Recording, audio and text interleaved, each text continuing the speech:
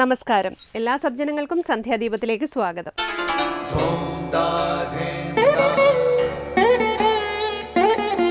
ശുഭം ഭവതു കല്യാണമായുസാരോഗ്യവർദ്ധനം സർവദുഃഖ വിനാശായ സന്ധ്യാദീപം നമോസ്തുതേ. നാമം ജപായനം പുണ്യം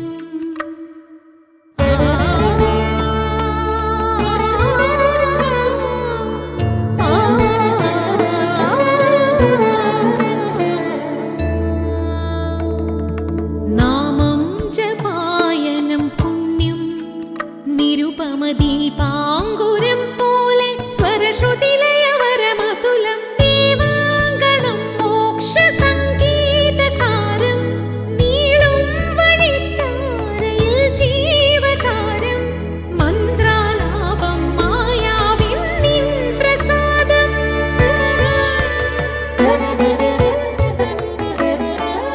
ഇരുൾ നീങ്ങിയുണരുന്ന തെളിനാളദീപം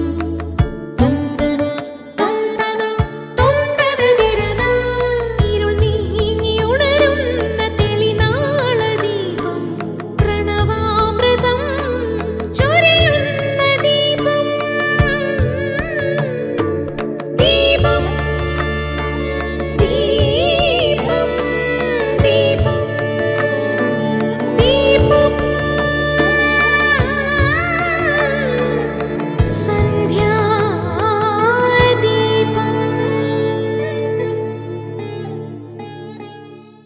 ധനസമ്പാദനവുമായി ബന്ധപ്പെട്ട് ഋഗ്വേദത്തിൽ പറയുന്ന ഒരു വാക്യമുണ്ട്.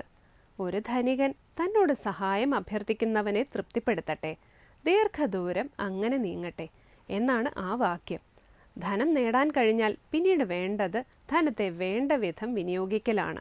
അതായത് സ്വന്തം ആവശ്യങ്ങൾക്കും ധർമാവശ്യങ്ങൾക്കുമായി അതിനെ ഉപയോഗിക്കണം. തൻ്റെ ധനസമ്പാദനത്തിൽ നിന്നു 1/10 ധർമ്മപരമായ കാര്യങ്ങൾക്ക് നീക്കിവയ്ക്കണമെന്നാണ് വ്യവസ്ഥ. അതിനെ ദശമാംശമെന്നാണ് പറയുന്നത്. ഹിന്ദുധർമ്മത്തിൻ്റെ കാഴ്ചപ്പാടിൽ എല്ലാ ധനവും ഈശ്വരൻ്റേതാണ്. നാം നമ്മുടെ ധനം എന്ന് അഭിമാനിക്കുന്നതെല്ലാം ഈശ്വരൻ നമുക്ക് അനുഗ്രഹിച്ച് തന്നതാണ്. അതിൻ്റെ 10% ധാർമ്മിക കാര്യത്തിന് ചിലവഴിക്കാൻ നമ്മൾ ബാധ്യസ്ഥരാണ്. ധനത്തിന് 3 ഗതികളുണ്ടെന്ന് പഞ്ചതന്ത്രത്തിൽ പറയുന്നുണ്ട്. ഒന്ന് ദാനം, മറ്റൊന്ന് ആവശ്യത്തിന് ഉപയോഗിക്കൽ, മൂന്നാമത് നാശം. ദാനമാണ് നമ്മുടെ ധനത്തിനുണ്ടാകുന്ന ഗതിയെങ്കിൽ ആ ധനമാണ് ധന്യമെന്ന് മഹാത്മാവായ തുളസീദാസും പറഞ്ഞിട്ടുണ്ട്. ആവശ്യത്തിന് ഉപയോഗിക്കുക എന്നതും ധനത്തിൻ്റെ പ്രധാന ധർമ്മം തന്നെ. ഈ 2 രീതികളിലും ധനം ചിലവഴിക്കണമെന്ന് ഉദ്ദേശിച്ചുകൊണ്ടാണ് നമ്മുടെ സംസ്കൃതി ധനാർജനത്തെയും ധനവിനിയോഗത്തെയും സംബന്ധിച്ചുള്ള നിയമങ്ങൾ ആത്മീയ ശാസ്ത്രങ്ങളിൽ ആവിഷ്കരിച്ചിട്ടുള്ളത്. തുടർന്ന് നമ്മളെ പ്രചോദിപ്പിക്കുന്ന ഗുരുവചനം കേൾക്കാം. കൃഷി ചെയ്യണം. കൃഷിയാണ് ജീവരാശിയുടെ നട്ടെല്ല്. ശ്രീനാരായണ ഗുരുദേവൻ. അടുത്തതായി ശ്രീ ശങ്കരാചാര്യ രചിച്ച ശിവാനന്ദലഹരിയിലെ ശ്ലോകം ശ്രീ കാവാലം ശ്രീകുമാർ ചൊല്ലുന്നത് കേൾക്കാം.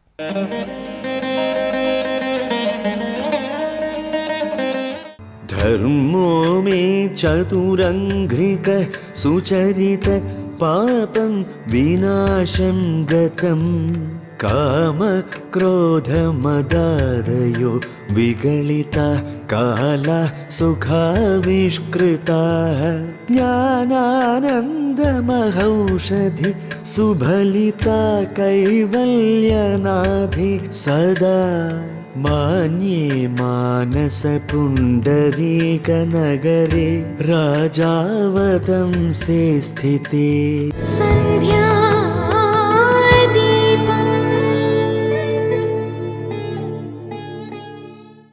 ഇനി ശ്രീ ശങ്കരാചാര്യരുടെ കൃതികളെ വ്യാഖ്യാനിക്കുന്ന ശങ്കര സ്തോത്രാമൃതം. 4 കാലുകളോടുകൂടിയ ധർമ്മം അതിൻ്റെ സകല ഭാവങ്ങളോടും കൂടി നിലകൊള്ളുമ്പോൾ അനുബന്ധമായതെല്ലാം പുഷ്കലമാകുന്നു. ധർമ്മത്തിൻ്റെ 4 കാലുകൾ ശക്തിപ്പെടുമ്പോൾ കാമക്രോധ മോഹ മത്സരാദികളായ ശത്രുക്കൾ ഓടി ഒളിക്കും. ശ്രീ ശങ്കരാചാര്യ രചിച്ച ശിവാനന്ദലഹരിയിലെ 39 ശ്ലോകം സ്വാമി ചിദാനന്ദപുരി വ്യാഖ്യാനിക്കുന്നത് ഇനി കേൾക്കാം.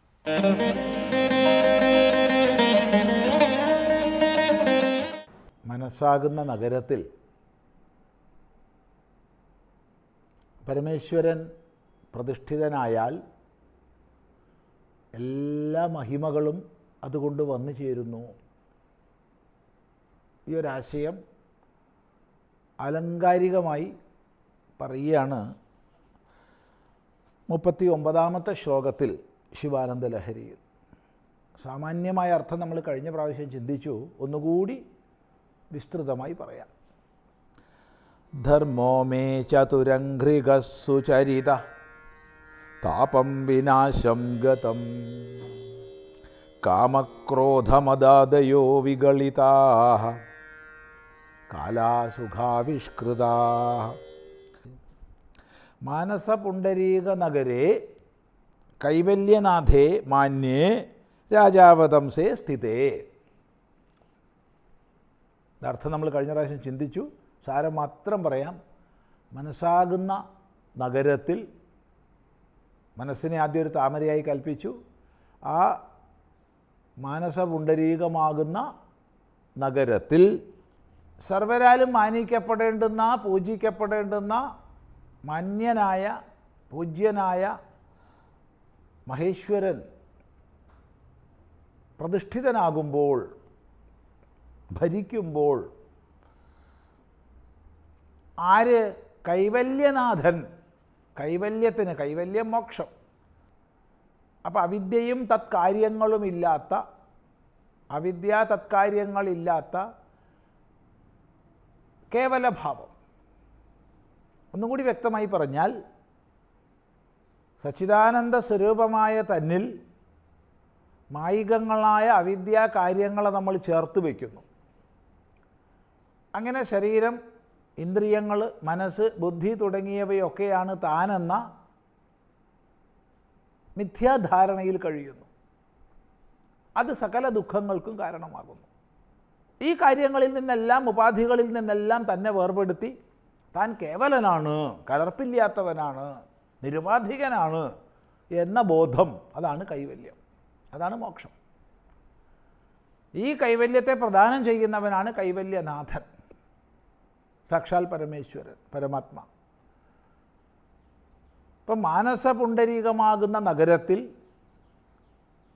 കൈവല്യനാഥൻ സ്ഥിതനാകുമ്പോൾ എല്ലാവരാലും മാനിക്കപ്പെടേണ്ടവനാണ് മാന്യൻ. അങ്ങനെയുള്ള ഭഗവാൻ പ്രതിഷ്ഠിതനാകുമ്പോൾ അവൻ ആരാ? രാജാവതംസമാണ്, രാജാക്കന്മാർക്ക് അവതംസമായിട്ടുള്ളവനാണ്. മൂർധാവിൽ ധരിക്കുന്ന അലങ്കാരം, കിരീടം. ഇപ്പോൾ രാജാക്കന്മാർക്ക് കിരീട സമാനമായിട്ടുള്ള ഭഗവാൻ, ഏറ്റവും ശക്തനായ രാജാവ്, ഈ മാനസ നഗരത്തിൽ വസിക്കുന്ന സമയത്ത് എന്ത് സംഭവിക്കുന്നു? ധർമ്മോ മേ ചതുരംഘ്രികഃ. ധർമ്മം 4 കാലുകളോട് കൂടിയതായിരിക്കുന്നു എന്ന് വെച്ചാൽ ധർമ്മം അതിൻ്റെ പൂർണ്ണഭാവത്തിൽ വിരാജിക്കുന്നു. കൃതയുഗത്തിൽ ധർമ്മം 4 കാലുകളോട് കൂടിയിരിക്കുന്നു. അത് കഴിഞ്ഞ് ത്രേതായുഗമാകുമ്പോഴത്തേക്ക് ഒരു പാദം പോയി, പിന്നെ 3 പാദമേ ഉള്ളൂ, 3 കാലേ ഉള്ളൂ ധർമ്മത്തിന്. അത് കഴിഞ്ഞ് ദ്വാപരയുഗം വരുമ്പോഴത്തേക്ക് ഒരു കാലും കൂടി പോയി, 2 കാലേ ഉള്ളൂ ധർമ്മത്തിന്. അതും കഴിഞ്ഞ് കലിയുഗമാവുമ്പോൾ ധർമ്മത്തിന് 1 കാലേ ഉള്ളൂ, ഒറ്റ കാലിൽ ഇങ്ങനെ കഷ്ടപ്പെട്ട് നിൽക്കുന്ന അവസ്ഥയാണ് എന്നൊരു പൗരാണിക കൽപ്പന ഓർമ്മിക്കുക. അപ്പോൾ ധർമ്മം അതിൻ്റെ സകല ഭാവത്തിൽ നിലകൊള്ളുമ്പോൾ അനുബന്ധമായി മറ്റെല്ലാം പുഷ്കലമായി വികസിതമായി തീരും. അപ്പം ധർമ്മം അതിൻ്റെ പൂർണ്ണഭാവത്തിൽ നിലകൊള്ളുന്നതിനെയാണ് 4 കാലുകളോടുകൂടി എന്ന് പറയുന്നത്. തപസ്, ശൗചം, സത്യം, ദയ, ഇവയാണ് ധർമ്മത്തിൻ്റെ 4 പാദങ്ങളായിട്ട് ആചാര്യന്മാർ പറഞ്ഞു തരുന്നത്. ഒന്ന് തപസ് ഉണ്ടാവുക, 2 സത്യനിഷ്ഠ ഉണ്ടാവുക, മറ്റൊന്ന് ശൗചം, അകത്തും പുറത്തും ശുദ്ധി പാലിക്കുക. പിന്നെ തപസ്, ശൗചം, സത്യം, ദയ, ഈ 4 പാദങ്ങളോടും കൂടി ധർമ്മം പൂർണ്ണഭാവത്തിൽ നിലകൊള്ളുന്നു.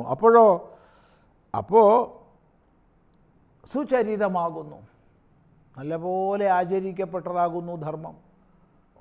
4 പാദങ്ങളോടുകൂടി ധർമ്മം നിലകൊള്ളുമ്പോൾ എല്ലാ ജനങ്ങളും ധർമ്മം ആചരിക്കുമല്ലോ. ഇപ്പോൾ നല്ലപോലെ ആചരിക്കപ്പെട്ടതാകുന്നു.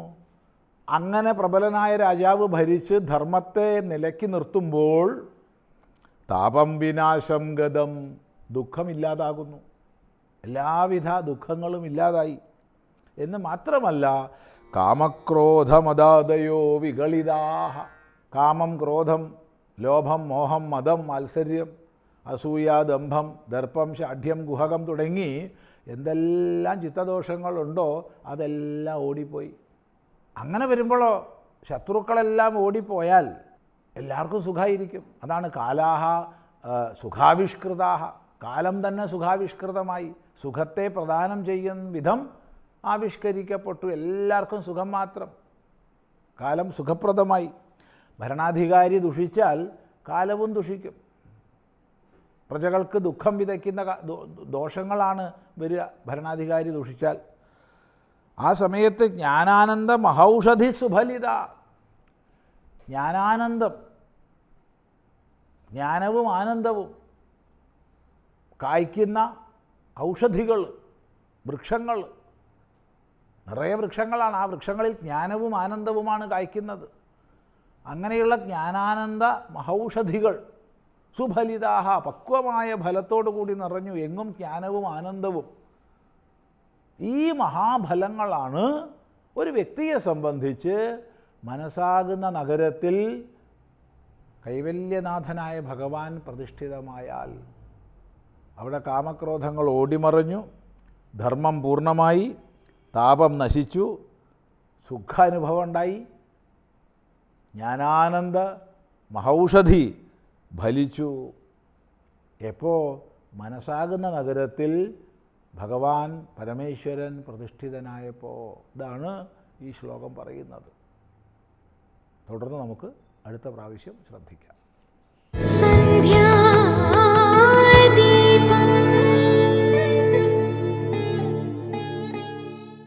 തുടർന്ന് വൈദിക ക്രിയകളെയും ക്ഷേത്രങ്ങളിലെ ആരാധനാക്രമങ്ങളെയും കുറിച്ചുള്ള ക്ഷേത്രങ്ങൾ സാധനാ കേന്ദ്രങ്ങൾ എന്ന സെഗ്മെന്റിലേക്ക്.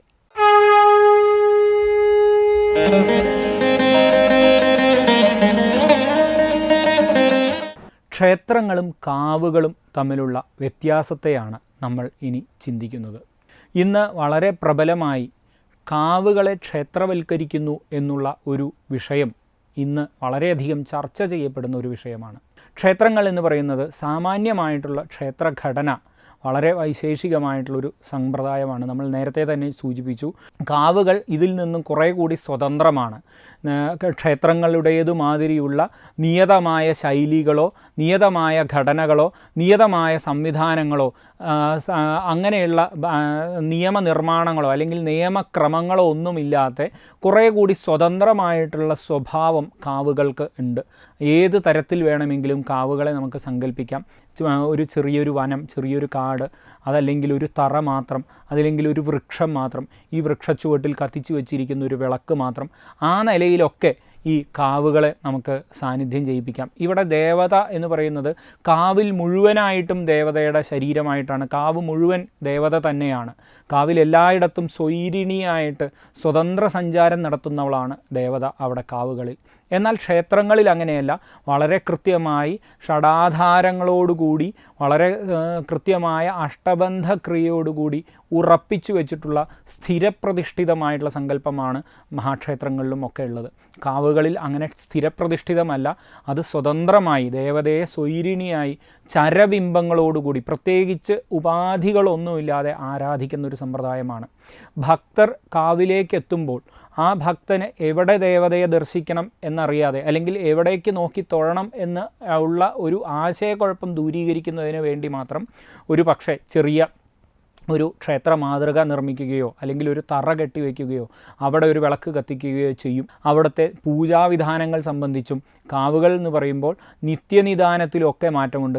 ക്ഷേത്രങ്ങൾക്ക് വളരെ കൃത്യമായ നിത്യനിദാനങ്ങളും സമ്പ്രദായങ്ങളും ചിട്ടപ്പെടുത്തേണ്ടതുണ്ട്, വളരെ കൃത്യമായ രീതിയിൽ അത് പരിപാലിപ്പിക്കേണ്ടതുണ്ട്. എന്നാൽ കാവുകളുടെ രീതി അങ്ങനെയല്ല.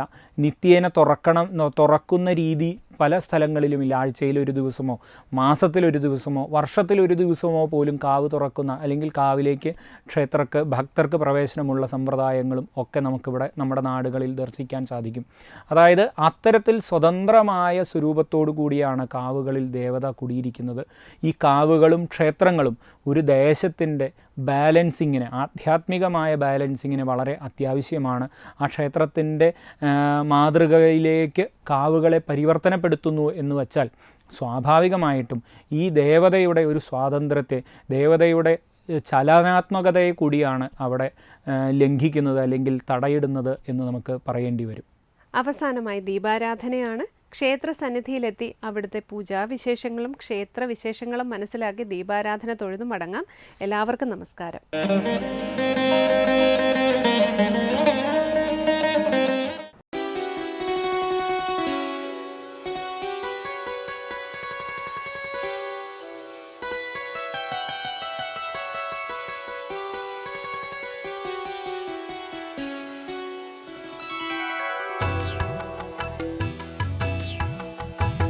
प्रभुं प्राणनाथं विभुं विश्वनाथं जगन्नाथनाथं सदानन्दभाजं भवद्भव्यभूतेश्वरं भूतनाथं शिवं शङ्करं शम्भुमीशानमे. ഇത് ചെഴുങ്ങാനൂർ മഹാദേവ ക്ഷേത്രം. നൂറ്റാണ്ടുകൾ പഴക്കമുള്ള ക്ഷേത്രത്തിന്റെ ചരിത്രത്തിനെക്കുറിച്ചോ ഉൽപ്പത്തിയെക്കുറിച്ചോ ആധികാരികമായി ഇന്ന് ജീവിച്ചിരിക്കുന്ന ആർക്കും തന്നെ പറയാൻ കഴിയുകയില്ല എന്നതാണ് സത്യം.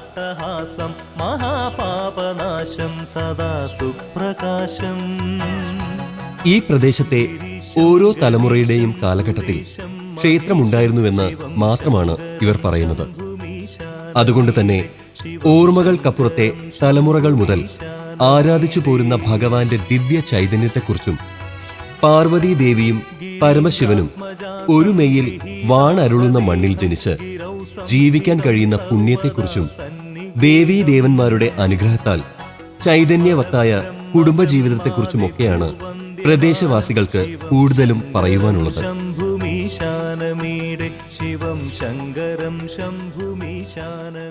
പൗരാണികതയുടെ ഓർമ്മകൾ ഉറങ്ങുന്ന തിരുവിതാംകൂറിന്റെ മണ്ണിൽ കന്യാകുമാരി ജില്ലയോട് ചേർന്ന് കുന്നത്തുകാൽ ദേശത്ത് ചെഴുങ്ങാനൂർ മഹാദേവ ക്ഷേത്രം സ്ഥിതി ചെയ്യുന്നു.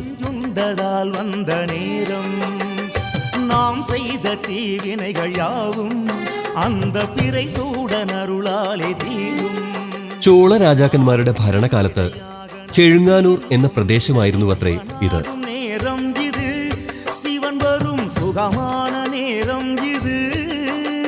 അർദ്ധനാരീശ്വര സങ്കല്പത്തിൽ ശിവലിംഗ പ്രതിഷ്ഠയുള്ള അപൂർവ ക്ഷേത്രങ്ങളിൽ ഒന്നാണ് ഈ മഹാക്ഷേത്രം.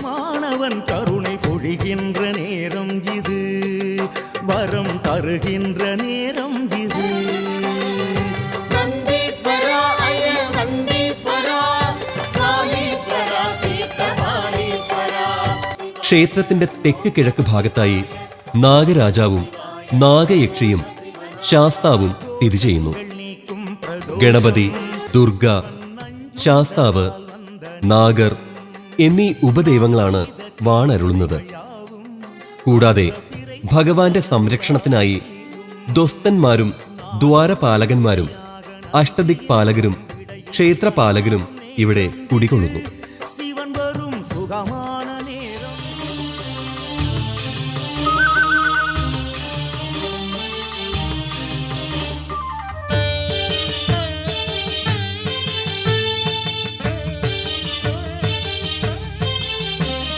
ഹര ഹര ശങ്കര ശിവ ശിവ ശങ്കര ദുരിതമകറ്റുന്ന വിശ്വനാഥ മൃത്യുഭയത്തെ അകറ്റിടേണേ എൻ്റെ മൃത്യുഞ്ജയേശ്വര കൈതൊഴുന്നേ. ഹര ഹര ശങ്കര ശിവ ശിവ ശങ്കര ദുരിതമകറ്റുന്ന വിശ്വനാഥ. സർവ സൃഷ്ടികളുടെയും ഈശ്വരനാണ് ഭഗവാൻ. അതിനാൽ ഭഗവാൻ ഭൂതേശനായി. സകലതിന്റെയും ഉത്ഭവസ്ഥാനമായവൻ, ജീവാത്മസ്വരൂപനെ സംസാരത്തെ അനുഭവിക്കുന്നവൻ, മംഗളരൂപി എന്നീ രീതിയിലെല്ലാം അദ്ദേഹത്തെ ഭഗവാൻ എന്ന് വിളിക്കുന്നു.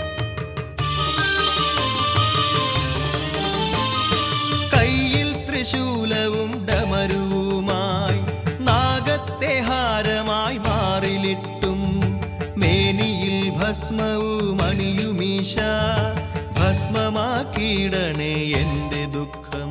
പാർഷദന്മാരുടെ അധിപനായതിനാൽ പ്രഥമാധിപനെന്നും വലിയ ശരീരമുള്ളതിനാൽ ഭീമനും സുഖത്തെ നൽകുന്നവനാകയാൽ മൃഡനെന്നും കാലനെ ജയിക്കുന്നവൻ എന്ന അർത്ഥത്തിൽ മൃത്യുഞ്ജയനെന്നും പറഞ്ഞു വരുന്നു.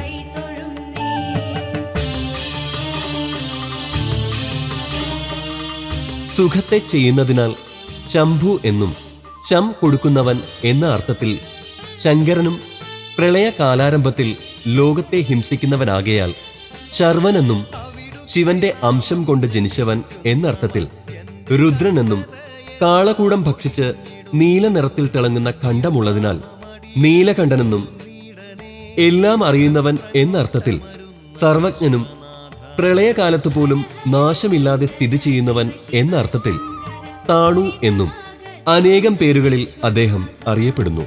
മൃത്യുഭയത്തെ അകറ്റിയിടണേ എൻ്റെ മൃത്യുഞ്ജയേശ്വര കൈതൊഴുന്നേ.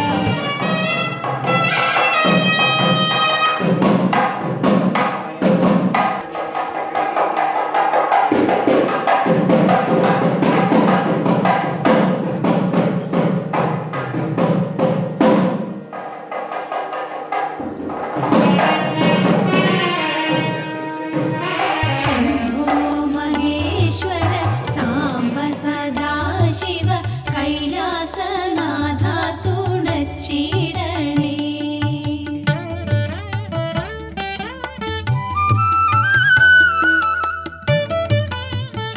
ക്ഷേത്രം എന്നത് ഒരു ശരീരമാണ്. ക്ഷേത്രത്തിനുള്ളിലെ ഭഗവാന്റെ പ്രതിഷ്ഠ ആത്മാവുമാണ്. അങ്ങനെയെങ്കിൽ ക്ഷേത്രമാകുന്ന ശരീരം ഭഗവാന്റെ ശരീരം തന്നെയാണ്. ശങ്കര സാദരം ഞാനിത വീണു നമിക്കുന്നേൻ സാംബ സദാശിവ പാഹി പാഹി. ശംഭോ മഹേശ്വര സാംബ ക്ഷേത്രത്തിനുള്ളിലെ ചുറ്റമ്പലങ്ങളും മണ്ഡപങ്ങളും തൂണുകളും കല്ലുകളുമൊക്കെ ഭഗവാന്റെ ശരീരത്തിലെ ഓരോ ഭാഗങ്ങളാണ്. അതുകൊണ്ട് തന്നെ ക്ഷേത്രത്തിനുള്ളിലേക്ക് നഗ്നപാതനായി ശുദ്ധിയോടെ കടന്നുവരുന്ന ഓരോ ഭക്തനും സാക്ഷാൽ ഭഗവത് പ്രപഞ്ചത്തിലാണ് എത്തിച്ചേരുന്നത്.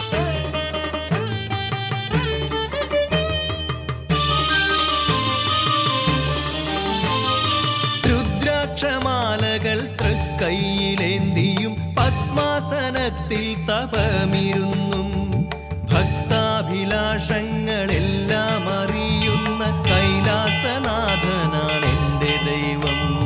ഹര ഹര ശങ്കര ശിവ ശിവ ശങ്കര ദുരിതമാകറ്റുന്ന വിശ്വനാഥ. മൃത്യുഭയത്തെ അകറ്റിയിടണേ എൻ്റെ മൃത്യുഞ്ജയേശ്വര കൈതൊഴുന്നേ. ഓരോ പ്രദക്ഷിണത്തിലും ഭഗവാന്റെ ശരീരഭാഗങ്ങളിലൂടെ തന്നെയാണ് തൊഴുകൈകളുമായി നടക്കുന്നത്. ഭഗവാന്റെ കൈകളിലെ ലാളനകളേറ്റ് ശരീരഭാഗങ്ങളിലെ സ്പർശമറിഞ്ഞും സംരക്ഷണമറിഞ്ഞും ഭക്തി സാന്ദ്രതയിൽ അലിഞ്ഞു ചേരുന്ന ഭക്തൻ ക്ഷേത്രത്തിനുള്ളിലെ ഭഗവാന്റെ ചൈതന്യത്തിൽ അലിഞ്ഞു ചേരുമ്പോഴാണ് യഥാർത്ഥ ക്ഷേത്ര ദർശനം പൂർത്തിയാകുന്നത്. ഇനിയെങ്കിലും വൃഥാ കാലം കളയാതെ ശിവനാമമെന്നും ജപിച്ചുകൊള്ളുവിൻ. ഹര ഹര ശങ്കര ശിവ ശിവ ശങ്കര ദുരിതമാകറ്റുന്ന വിശ്വനാഥ. ചുറ്റുവിളക്കുകളും കൽവിളക്കുകളും തെളിയുമ്പോൾ ഭഗവാന്റെ ശരീരത്തിൽ നിന്ന് പ്രഭാചൈതന്യം നമ്മളിലേക്ക് പ്രവഹിക്കുകയായി. അതുകൊണ്ട് ദീപക്കാഴ്ചകൾ കണ്ടു തൊഴുത് ആത്മശുദ്ധി കൈവരിച്ച് സ്വസ്ഥമായി മടങ്ങുന്ന ഭക്തരുടെ യാത്ര കർമ്മവിജയങ്ങളിലേക്ക് തന്നെയായിരിക്കട്ടെ.